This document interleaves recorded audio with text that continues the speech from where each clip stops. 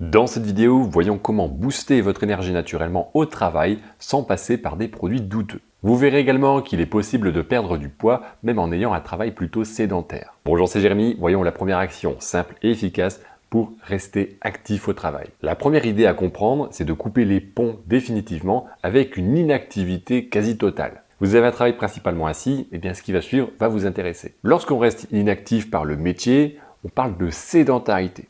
La sédentarité, ça se traduit aussi comme un manque d'activité. Je ne veux pas dire un manque de sport, mais un manque de déplacement, de mouvement naturel comme la marche. Se lever et bouger, marcher, c'est une priorité pour les métiers sédentaires où on est assis la majorité du temps.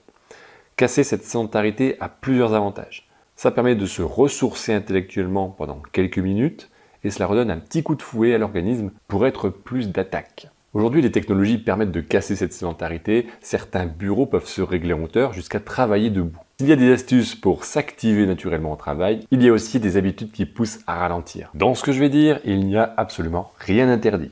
Il y a juste cet équilibre à trouver pour ne pas plomber votre énergie. Par exemple, le café, la boisson par excellence pour de nombreuses personnes au travail, il permet de donner un petit coup de fouet lorsqu'il est pris à petite dose. Mais au-dessus d'une certaine proportion, il peut avoir de vrais effets inverses. Attention. Comme autre habitude qui va venir plomber l'énergie, on retrouve le sucre et les produits sucrés de manière générale. Par exemple, vous sucrez votre café. De temps en temps au travail, vous mangez quelques viennoiseries. Vous prenez un petit gâteau lorsque vous avez un creux dans l'estomac, etc. On appelle toutes ces situations le grignotage. Le grignotage est souvent vu négativement. Alors pourquoi ? Parce que ces aliments sont souvent consommés, ils n'aident pas le corps à être en pleine forme et même ils participent à la prise de poids. Donc, attention au grignotage des aliments et des boissons qui sont principalement sucrés. Le grignotage peut devenir quelque chose de bénéfique si encore une fois on réfléchit bien à ce que l'on met à la bouche. Dans la même lignée que le grignotage, on retrouve le repas du midi. Pour les amateurs de steak frites, de sandwich industriels et j'en passe. En fait, tous ces plats où il y a beaucoup de féculents qui vont être digérés rapidement ou qui sont très riches en matières grasses. Impossible l'après-midi d'être en forme à 14 h parce que l'on accuse le coup de la digestion jusqu'à 15 h à peu près. Vous avez l'envie de dormir, vous avez le niveau de concentration d'un poisson rouge et l'inefficacité dans le travail sont des conséquences logiques. Personne ne peut vous dire que manger des repas trop riches au midi vous permet pleinement d'être opérationnel l'après-midi. Manger malin, c'est tout simplement trouver l'équilibre entre se faire plaisir et mettre à disposition de notre corps les éléments essentiels pour qu'il puisse fonctionner correctement. Et sans que cela n'ait d'effet sur la digestion également. Pour terminer, il faut savoir que notre énergie n'est pas disponible à l'infini. Un temps de repos suffisant est nécessaire pour rester efficace.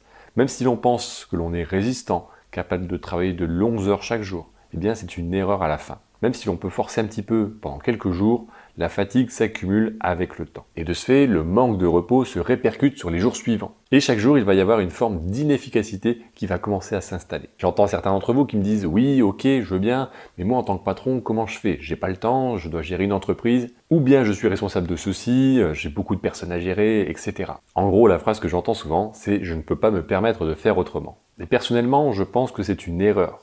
Lorsque l'on travaille trop, c'est le signe d'un dysfonctionnement. Effectivement, il peut y avoir des coups de bourre, des moments dans la saison où il y a plus de travail que d'autres, et ça c'est normal.